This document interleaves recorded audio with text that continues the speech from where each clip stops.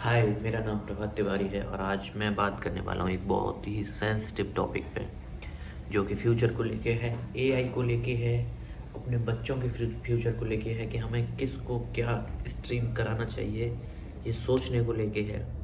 क्योंकि बहुत पुराना ट्रेंड चलता आ रहा है। बच्चा पैदा होगा, उसके बाद बच्चा बड़ा होगा, बच्चा बोलना सीखेगा, बच्चा स्कूल जाएगा, बच्चा स्कूल जाता रहेगा, पूरी स्कूलिंग करेगा, उसके बाद बच्चा कॉलेज जाएगा, बच्चा कॉलेज जाने के बाद अपनी जॉब ढूंढेगा, बच्चा गवर्नमेंट जॉब मिलती है तो गवर्नमेंट जॉब करेगा, प्राइवेट जॉब मिलती है तो प्राइवेट जॉब करेगा।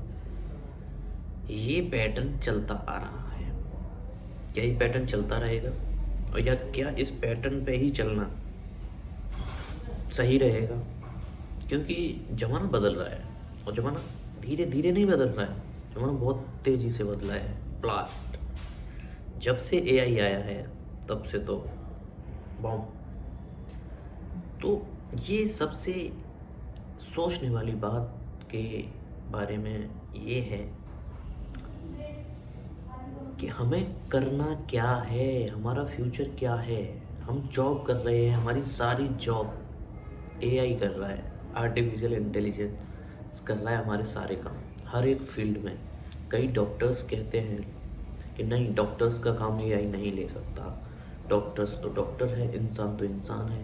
रोबोटिक सर्जरी के ऊपर बात करो तो उनको लगता है कि रोबोट सर्जरी रोबोट करता है, ऑपरेट तो डॉक्टर ही करता है रोबोट को भी। पर भाई, अभी ऑपरेट डॉक्टर कर रहा है, लेकिन ये एक सीढ़ी है, फिर डॉक्टर भी रिप्लेस हो जाएगा। कहते हैं कि नहीं, रिप्लेस नहीं हो सकता। ऐसे तो ये भी सोचना बहुत इम्पॉसिबल था कि एआई आ ही नहीं सकता। किसी ज़माने में कुछ लोग कहते थे एआई जैसी कोई चीज़ नहीं होती। कहा क्या कभी ने सोचा होगा उस टाइम पे कि हवाई जहाज में भी कोई इंसान आसमान में उड़ सकता है? तब भी बहुत सारे लोग ऐसे ही बोलते होंगे कि ये तो हो ही नहीं सकता, पर हुआ। डॉक्टर्स भी रिप्लेस होंगे, डॉक्टर्स बोल रहे हैं कि नहीं हो सकता, पर वो होगा। तो सबसे सोचने वाली बात पे अगर हम आते हैं, मेडिकल फील्ड हो, इंजीनियरिंग फील्ड हो, कॉमर्स हो, डाटा एंट्री, कोई भी फील्ड हो, सॉफ्टवेयर कंपनी हो, सब में काम एआई कर रहा है और इससे भी नेक्स्ट लेवल पर आने वाले सालों में करेगा। आप अपने बच्चों को civil engineer, electrical engineer, mechanical engineer, आप अपने बच्चों को doctor, technician, nursing, medical field में भेज रहे हो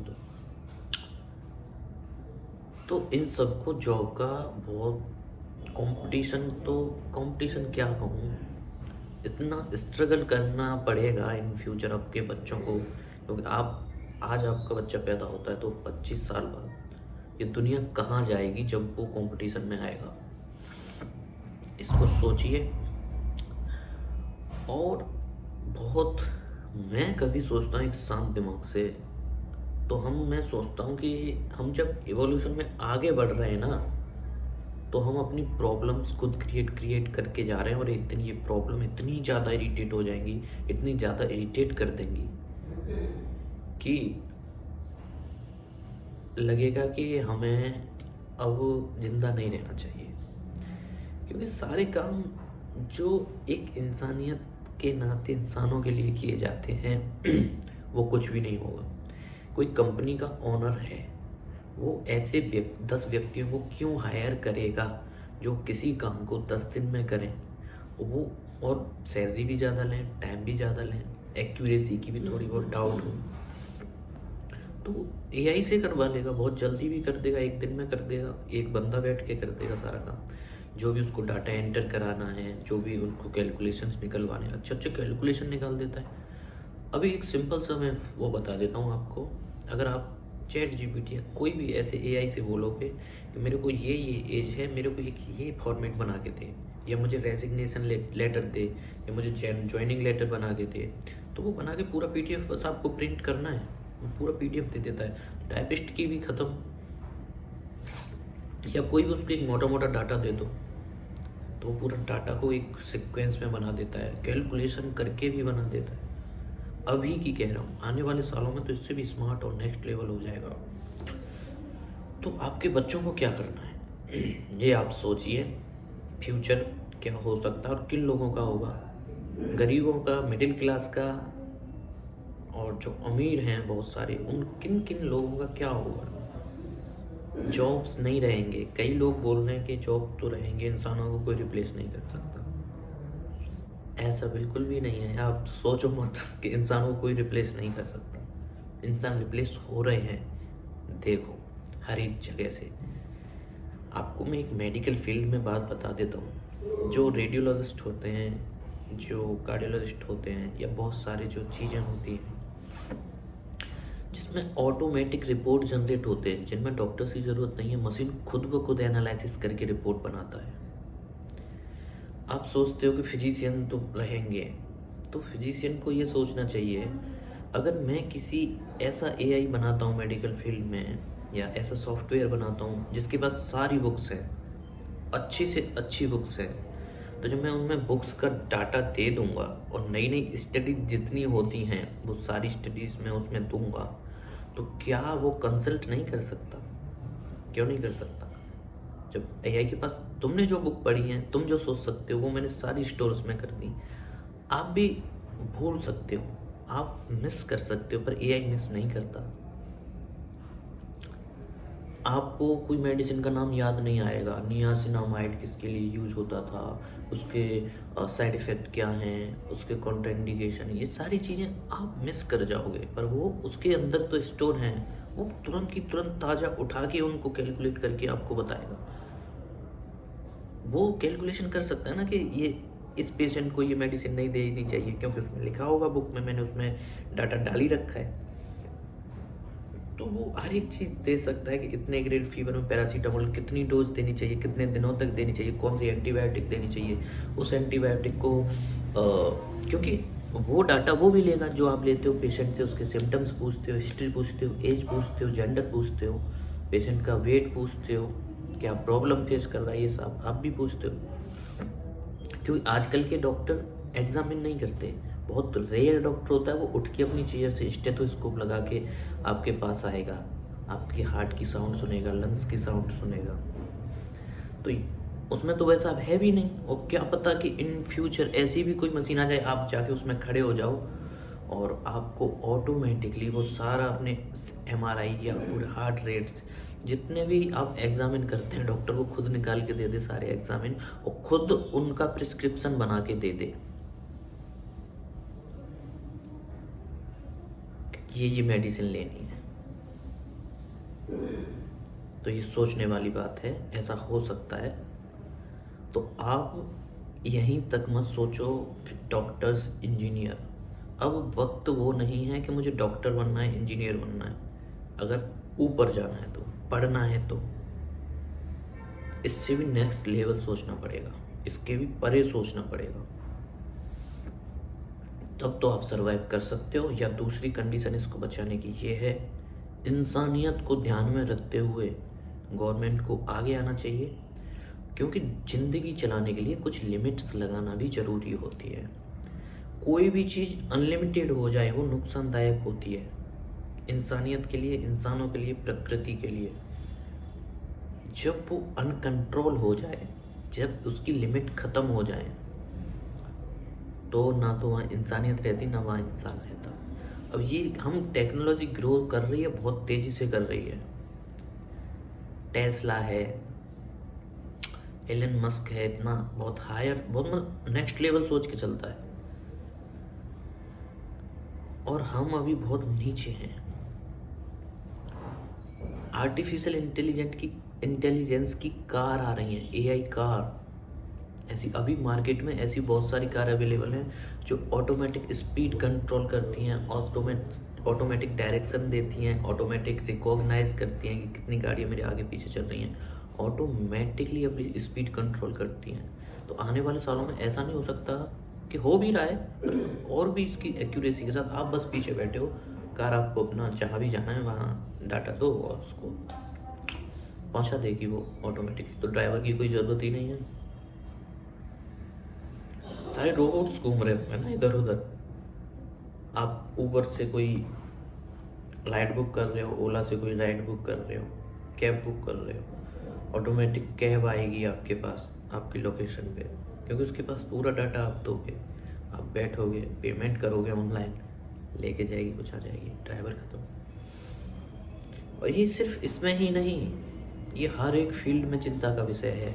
चाहे वो कॉमर्स फील्ड हो, चाहे वो सीए हो, चाहे वो मेडिकल फील्ड। ये नहीं कह रहा कि आपको पढ़ना नहीं है,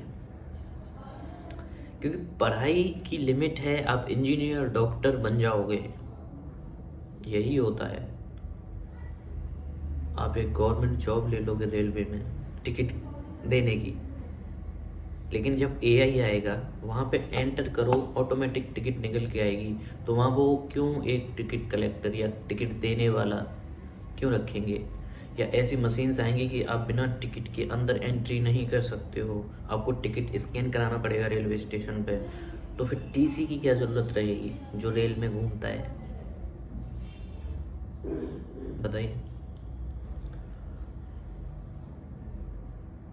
तो ये लोग मेरी वीडियो को बहुत आसानी से छोड़ भी सकते हैं, हंस भी सकते हैं कि हैं ऐसे कुछ नहीं होगा, या ऐसा हुआ भी तो क्या कुछ ना कुछ रास्ता निकलेगा। कुछ नहीं निकलता, रास्ते तुम्हें निकालने हैं, तुम्हें खुद के लिए सोचना है कि आपको करना क्या है। कुछ नहीं निकलता रास्ता कि सरकार सोच लेगी हमारे बारे में। कोई नहीं सोचता तुम्हारे बारे में, तुम्हारे अलावा कोई नहीं सोचता, किसी को कुछ फर्क नहीं पड़ता। सबको प्रॉफिट करनी है और आगे बढ़ना है। जिसको जहाँ जैसे मिलेगा वो वैसा करेगा। ऑटोमेटिक ट्रेन्स आ जाएंगी जो बहुत एक्यूरेसी के साथ चलेंगी, ड्राइवर फिर भी सो जाता है, वो तो 24 आवर्स काम करेंगी।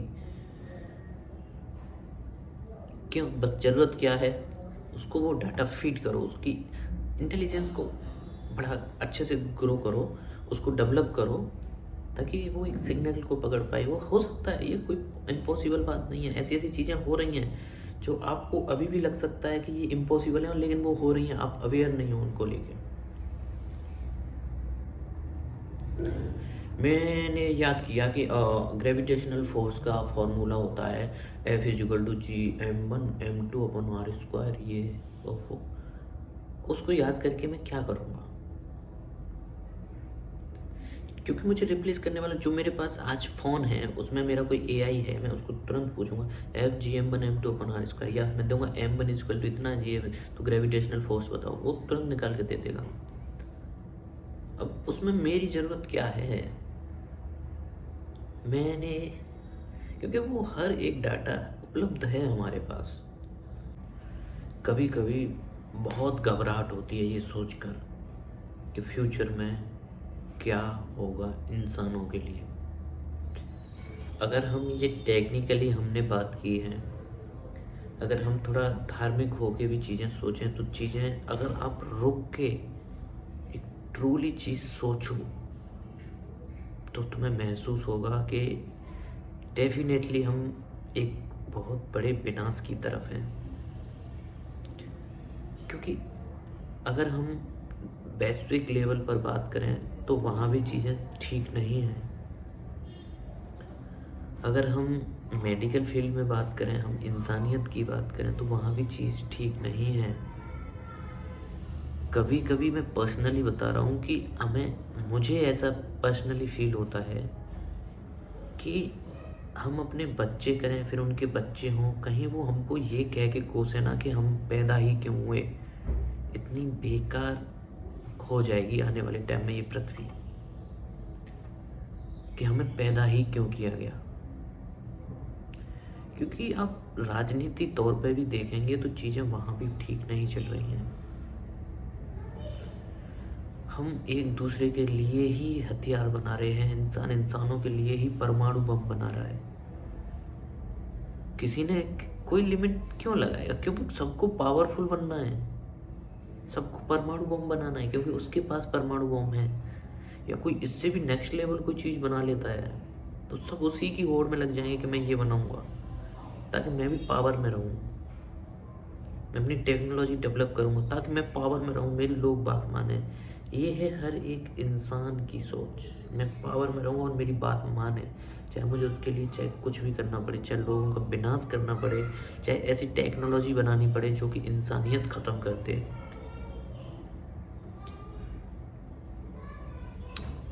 फाइनली मैंने इतनी बड़ी वीडियो बनाई है। आप एआई की बात कहूँ तो यूट्यूब पर अब एक ऐसा फीचर है, आप मेरी वीडियो का सिर्फ कंक्लूजन पढ़ सकते हो चंद मिनट में। ये मैंने अब 10 से 15 मिनट की जितनी भी वीडियो है, इसको एक पीडीएफ में आप पढ़ सकते हो कि ये मैं जो कहना चाह रहा हूँ उसका क्या कंक्लूजन क्या है, मैं क्या कहना चाह रहा हूँ, उसको वो पीडीएफ बना के दे देगा। वो कौन करेगा? एआई। आप चेक कर सकते हो और नीचे जाइए और इसका पीडीएफ भी आप पढ़ सकते हो, ऑटोमेटिक जनरेटर, और किसी भी लैंग्वेज में पढ़ सकते हो आप, इंग्लिश में, हिंदी में। तो आपको मेरी पूरी वीडियो देखने की भी ज़रूरत नहीं है, आप मेरा कंक्लूजन पढ़ सकते हो कि मैंने इस वीडियो में क्या कहना चाहा है। Thank you so much.